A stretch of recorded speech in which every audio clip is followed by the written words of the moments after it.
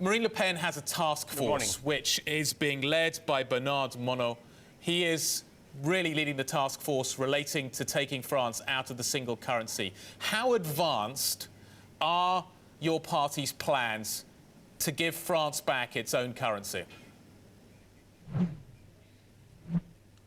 We are actually working since many years on this topic, which is a very topic of ours. I mean, this is one of our priority.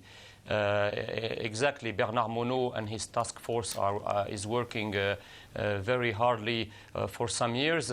By recently, we have been joined by many high-ranking civil servants, economic experts, people from the in private sector also, in a circle called Les Horaces, which is basically a circle who is a new task force, much more related with public affairs, and who this task force is also preparing concretely regarding all the administration, especially our Ministry of Finance, the technical aspects of this Frexit, monetary Frexit. So we have the ideas, we have the theory, but we have also the concrete plans for that.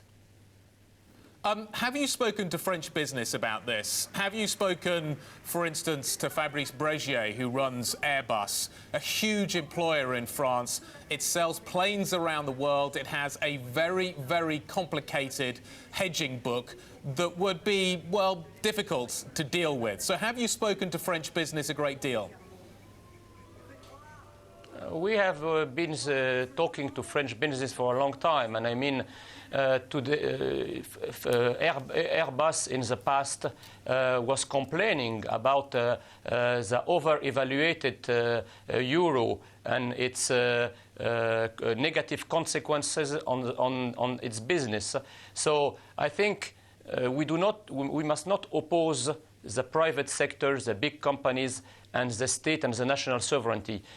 In fact, during many years, and also still available in other countries, we have a partnership between the state strategy and the private sector. We are not against the private sector. On the contrary, we are managing and planning to make a new partnership in order to create a win-win strategy. Win for the people and for the country power, and win also for the private sector and its international business. Jean, do you feel that the euro is currently too strong? Because we've heard voices from, for example, Donald Trump advisor Peter Navarro saying that he thinks the euro is too weak, to German Finance Minister Wolfgang Schäuble, who thinks that he thinks the euro is too weak. How do you feel about the current valuation? Well, Donald Trump is speaking regarding his own national interest of his country. So, of course, when you are American and you look at the value of the euro, it is always over-evaluated, because Donald Trump understands that a weak currency is also a means to enhance its national exports. Regarding Germany, also Germany is an orthodox monetary policy country since a long time, and as you can see, the euro has been frameworked exactly on the Deutschmark.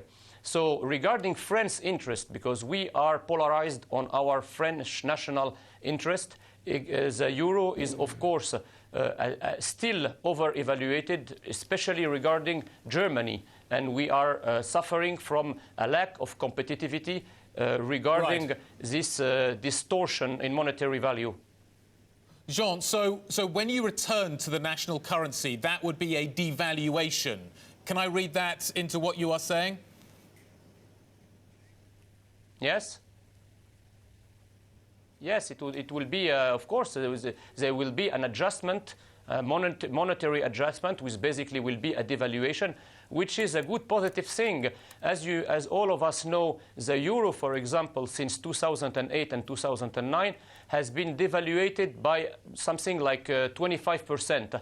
And who is complaining about that? I mean, we have heard a lot about what the French people will lose if we devaluate our new national countries. But in fact, the euro has been devaluated for many years now, since 3 or 4 years, and nobody lost anything, and nobody was impoverished personally by this devaluation. On the contrary, the weak growth the French economy is experiencing now is also linked with this devaluation after a very long period of a very over-evaluated euro. Would you not be concerned, though, Jean, about the inflation that is so likely to come with that? I mean, even if you're philosophically opposed to, say, Renault using tires from Germany, or some food maker using palm oil from the Middle East, this is still a global world, and the inflation impact would certainly hit all French people. You are perfectly right. But again, let's consider the circumstances. We are now in a Eurozone, and France is still part of the Eurozone. The European Central Bank is using many tools for 2 or 3 years to try to impeach the Eurozone economy to go into a deflation cycle. As you know, when an economy falls in a deflation cycle, it is very difficult to go out of this cycle again, as we can see in Japan in the 90s. So if by recovering our monetary sovereignty, we success in making a little bit more of inflation, we would have success in the place where European Central Bank has failed for this many years, because all the quantitative easing of the European Central Bank that is done for 2 or 3 years now did not have any success in making growth, nor to make also inflation. Jean, can I ask you about how the new French central bank would operate? Would you have said, the party has said it would take control of the central bank. Would you expect the central bank to raise interest rates in this scenario to deal with the inflationary impact that would come from the devaluation? Or would the central bank not raise rates? It depends. You know, we are not replacing an ideology by another. So it is very difficult now to give you the exact circumstances that we will be facing. But we believe that liberty is worth the risk, and freedom is worth the risk. It is as if we were saying that we must go through the iceberg as a Titanic just because the maneuver is very difficult to make. So regarding the French Central Bank, of course, we will restore the possibility for the French Treasury to finance itself directly from the central bank, as this possibility exists, by the way, in the Bank of England and also in the American Fed.